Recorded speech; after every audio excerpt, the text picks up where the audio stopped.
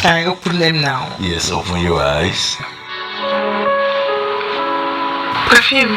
Yes, perfume. Okay, but this is not the brand I said I wanted. Yes, I know, but this is really, really good. I used a tester, and the scent is so strong, so good.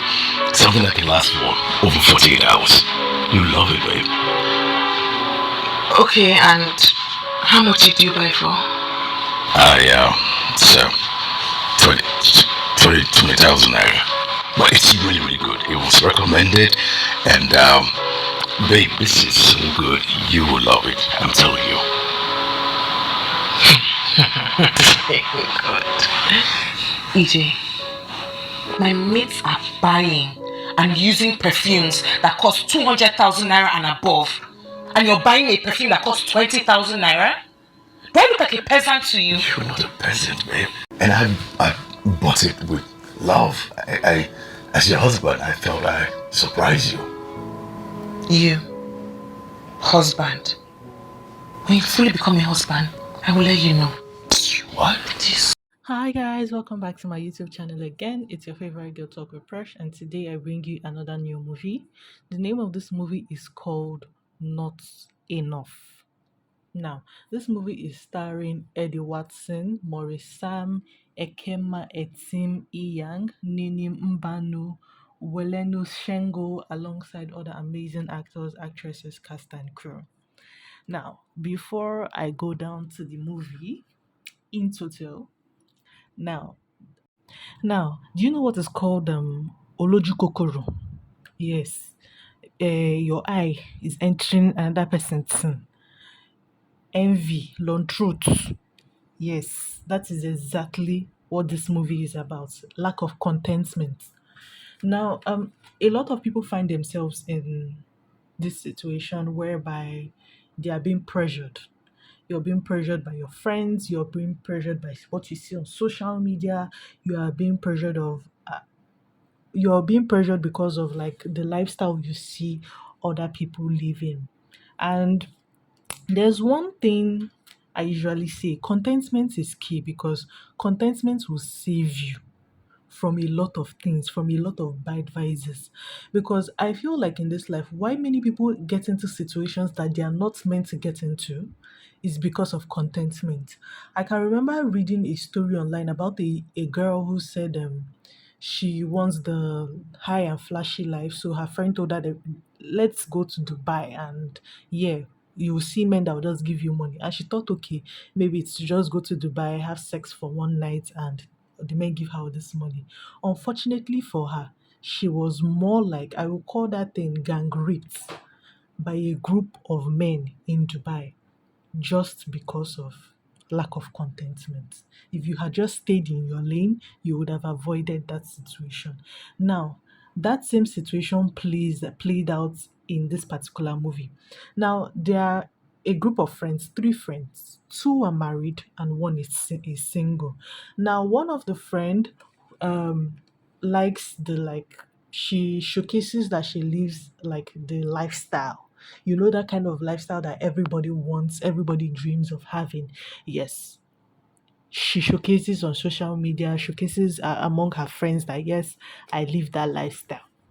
Now, the second person, who is Martha, who is also married to her husband, who is called Elijah, they are not flashy, but more like they're in the middle class range. Yes, let's put it like that. Middle class range. You're not hungry. You have everything you need, just that you don't spend on frivolities. Now, their last friend is not married. She's practically single. Now, the first of the friends who is married, of course, she's showcasing her man bought her this, her husband did this, and husband did that, not knowing that she's practically living a false life. I would say is a false life, because yes, her husband got her those things, but as a repercussion of what?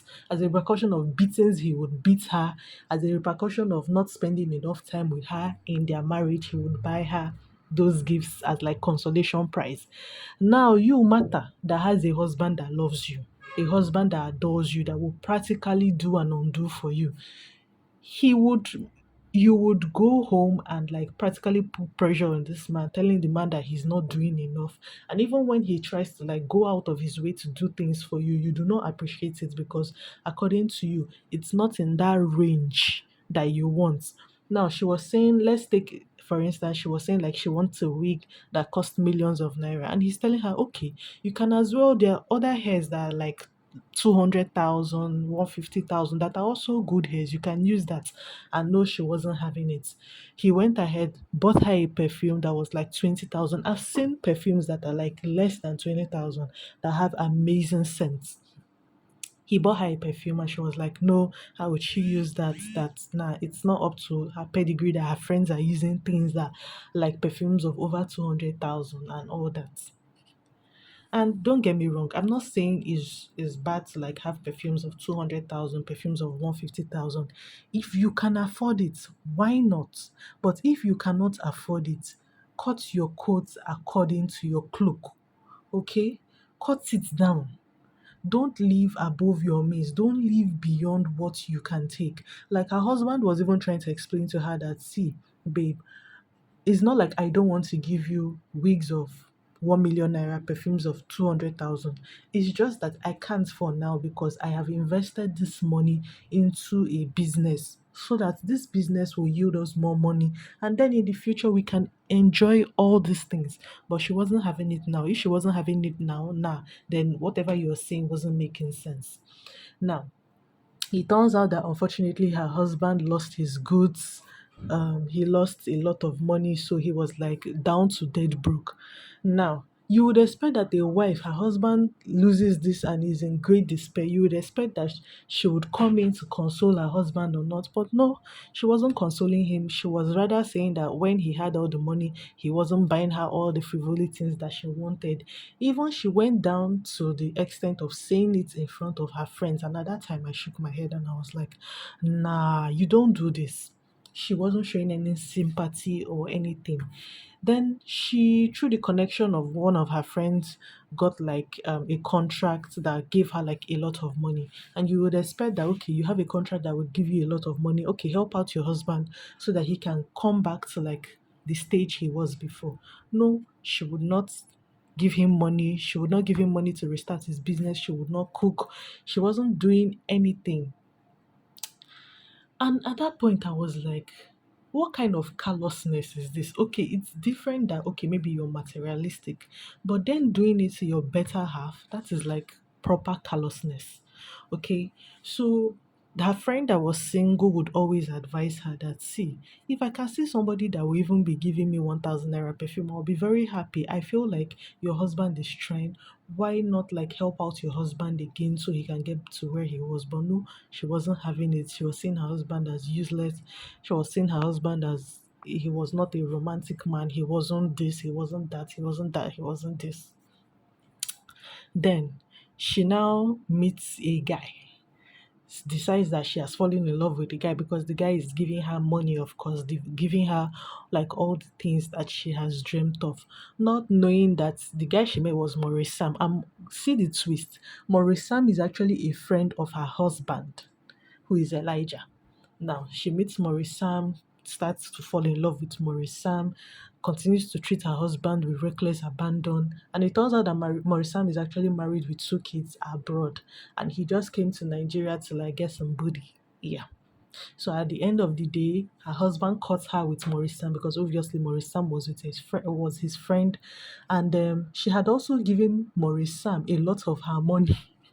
Marisa was like a Yahoo boy on the side. She had given him like a lot of her money, so she herself became broke. And that was the point where her husband's business picked up again. So that was when her friend finally came to her. She was blaming her friend that her friend was the cause, and her friend told her, how are you blaming me? How am I the cause? Me, self, I was even jealous of you. You were the one that you were jealous of me and you decided to go overboard with it. I never told you to cheat on your husband. I never told you to leave your marriage. I never told you to do this, do that.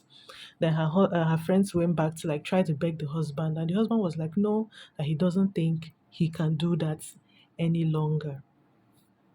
And honestly, can you blame him? Because it's one thing that you treat him with so much reckless abandon when he had nothing. Okay, it's one thing that you treated him like trash when he absolutely had nothing.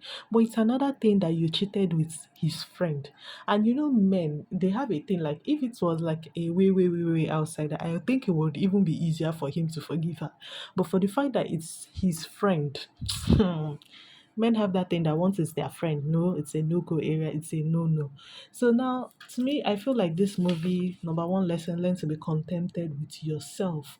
Don't allow anybody to pressure you. If you feel like you're being pressured by a particular friend, cut the friend off. If you feel you're being pressured by social media, block the person on social media or mute whatever is pressing your neck on social media and move to the next thing. Okay, tend to be satisfied, like be satisfied with what you have. And if you feel like you want something extra, I feel like you should work towards it, and definitely you would get it. It might take you time, but definitely if you work towards whatever you need, whatever you want, you will definitely get it. So guys, this is where I'll stop. I'll see you guys on the next one. Bye.